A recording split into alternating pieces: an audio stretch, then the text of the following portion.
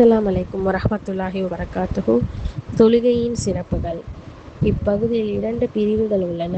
முதல் பிரிவு தொழுகையின் சிறப்புகள் பற்றியும், இரண்டாவது பிரிவு தொழுகையை விடுவது பற்றி ஹதீஸ்களில் கூறப்பட்டுள்ள எச்சரிக்கையும் அதற்குரிய தண்டனையும் பற்றி கூறுவது.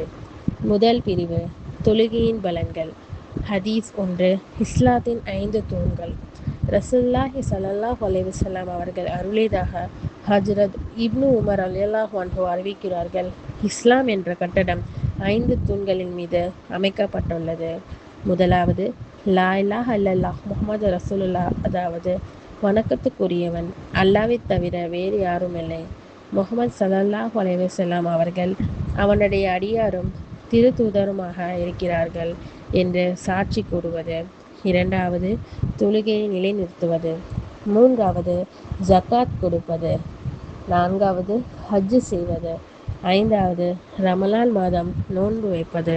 அஸ்ஸலாமு அலைக்கும் வரஹ்மத்துல்லாஹி வபரகாத்துஹு.